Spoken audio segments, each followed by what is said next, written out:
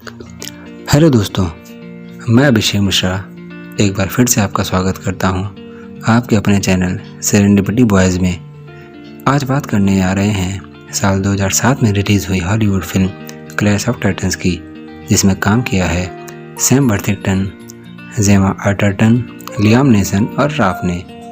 Sam इससे पहले Hollywood की प्रसिद्ध फिल्म अवतार और टर्मिनेटर में मुख्य किरदार निभा चुके हैं। वहीं अभिनेत्री जेमा मशहूर फिल्म प्रिंस ऑफ पर्शिया में काम कर चुकी हैं। इस फिल्म के डायरेक्टर हैं ट्रांसपोर्टर और इनक्रेडिबल हल्क जैसी दमदार फिल्में बनाने वाले लुइस। फिल्म की कहानी ग्रीक गॉड ज़्यूस के बेटे पर्शियस के एडवेंचर पर बनी है। फिल्म की कहानी देवताओं की उत्पत्ति से शुरू होती है, जिसमें बताया जाता है कि धरती पर मनुष्यों और देवताओं से पहले टाइटंस का राज हुआ करता था।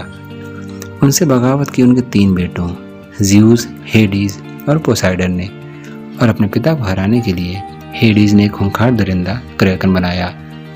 टाइटंस की हार हुई और ज़्यूस स्वर्ग का राजा बन गया। पोसाइडन को राज करने के लिए समंदर मिला, जबकि हेडीज के हिस्से में काली दुनिया का साम्राज्य आया।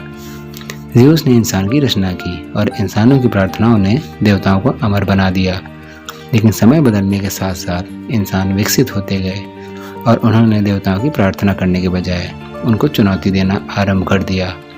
इसी बीच एक असाधारण लड़के पर्शियस का जन्म हुआ, जिसे एक मछुआरे ने पाला और जो इस पूरी कायनात को बदलने की ताकत रखता था।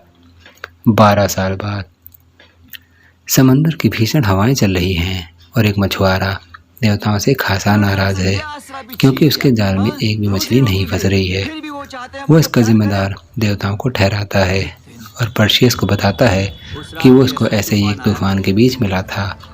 समंदर से कुछ दूर पहाड़ियों के पास आर्गोस साम्राज्य के सिपाही ज़्यूस की मूर्ति तोड़ रहे हैं। पर्शियस के पूछने पर मछुआरा बताता है कि मूर्ति तोड़कर वो लोग ज़्यूस के खिलाफ जंग का ऐलान कर रहे हैं। उसी समय पानी में हलचल होती है और कुछ भयानक प्राणी राजा के सैनिकों पर हमला कर देते हैं। तब आसमान में प्रकट होता है हेडीज, जो सारे सिपाहियों को मौत के घाट उतारने के बाद पर्शियस की नाव को भी तबाह कर देता है। इस घटनाक्रम में पर्शियस के पिता मारे जाते हैं। इधर स्वर्ग में देवताओं के बीच बहस हो रही है, जिसमें ज़्यूस अपने ही बनाए इंसानों द्वारा की गई बगावत से बहुत नाराज है। इसी बीच हेडीज आता है और ज़्यूस को इंसानों के खिलाफ भड़काकर उनको सबक सिखाने की इजाज़त लेकर चला जाता है। दूसरी तरफ धरती पर पहाड़ी में हुए हादसे के बाद पर्शियस आर्गोस के सैनिकों को मिलता है, जो उसको पकड़कर राजा के सामने ले जाते हैं।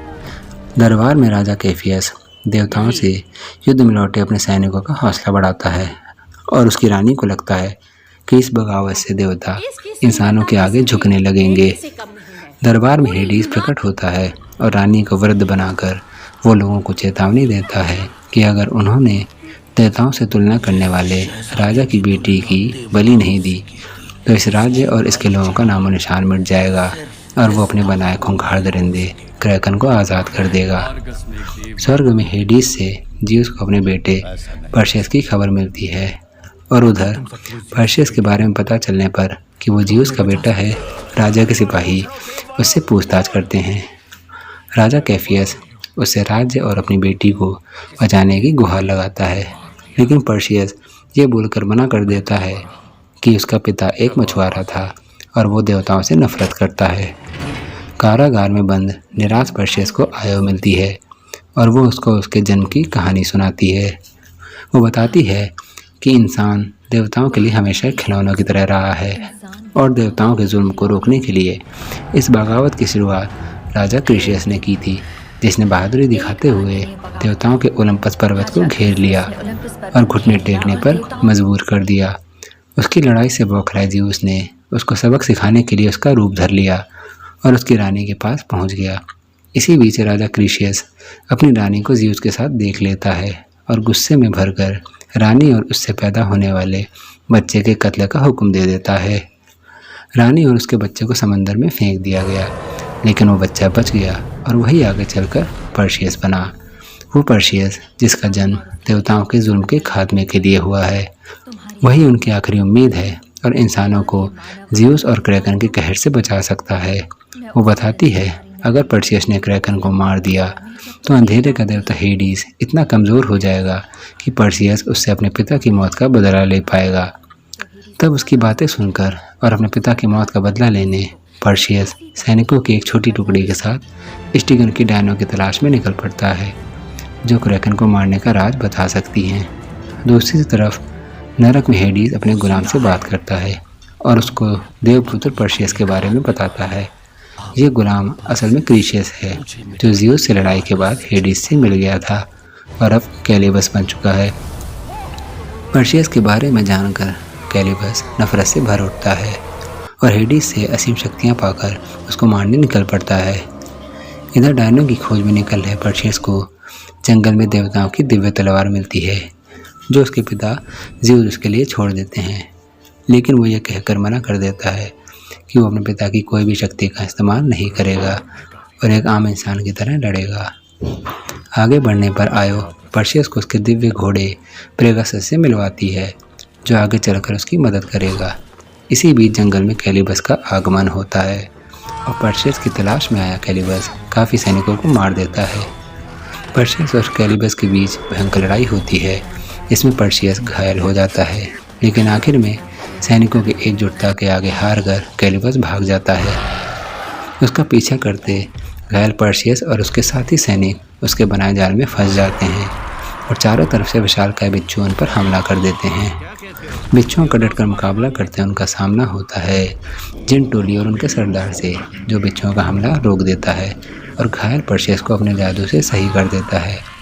फिर जिन सरदार की मदद के साथ पूरा दस्ता फिर से डायनो की खोज में निकल पड़ता है, जहाँ डायने उन्हें क्रैकन की काट मेडूसा के बारे में बताती हैं। मेडूसा, जिसकी आंखों में देखकर कोई भी जिंदा प्राणी पत्थर में बदल जाता है, सिर्फ उसी से क्रैकन को मारा जा सकता है। ये जानकर पर्सियस मेडूसा का सर काटने काली दुनिया के सफ़र पर निकल पड़ता है। रास्ते में उसकी मुलाकात ज़्यूस से होती है, जो उसको अपने साथ स्वर्ग में राज करने के लिए ले जाना चाहते हैं, लेकिन पर्सियस मना कर देता है और इंसानों का साथ देने की बात करता है। काली दुनिया के सफ़र में आयो मेडूसा की कहानी बताती है कि मेडूसा एक बेहद सुंदर राजकुमारी थी, जिसकी सुंदरता देखकर समंदर का देवता पोसाइडन उसके पीछे पड़ गया। उससे बचने के लिए मेडूसा ने देवी एथेना के मंदिर में शरण ली, लेकिन एथेना ने उसकी कोई मदद नहीं की। पोसाइडन उसके साथ ज़बरदस्ती करता रहा और मेडूसा देवी से गुहार लगाती रही। देवी ने मदद करने के बजाय उसे श्राप दिया कि जो भी उसको देखेगा वो पत्थर में बदल जाएगा। तब से उस मंदिर में जो भी कोई गया वो वापस लौटकर नहीं आया। उसकी कहानी जानकर भी पर्सियस पीछे नहीं हटता और अपने साथियों के साथ मेडूसा की तलाश में आगे बढ़ जाता है। मेडूसा से हुई लड़ाई में पर्सियस के सारे साथी एक एक करके मारे जाते हैं, लेकिन पर्सियस बहादुरी दिखाते हुए उसका सर काटने में सफल होता है। शाम ढलती जा रही है और क्रैकन किसी भी समय आज़ाद होने वाला है। सारे नगरवासी मिलकर राजकुमारी की बलि देने की तैयारी कर चुके हैं और इधर पर्सियस के रास्ते में अभी भी कैलिबस खड़ा है, जो पर्सियस का खात्मा चाहता है। फिर क्या हुआ? क्या पर्सियस कैलिबस से बचकर क्रैकन तक पहुंच सका? क्या हेडीज ने क्रैकन को आज़ाद कर दिया? क्या नगरवासी राजकुमारी की बलि दे पाए? दिमाग में घुमड़ते इन सवालों के जवाब के लिए आपको ये बेहतरीन फिल्म देखनी होगी। आपको हमारा वीडियो कैसा लगा? अपने विचार कमेंट में ज़रूर लिखें और अगर आपको हमारा वीडियो पसंद आए तो वीडियो को लाइक और चैनल को सब्सक्राइब करें। आज के लिए इतना ही, मिलते हैं अगली वीडियो में। धन्यवाद।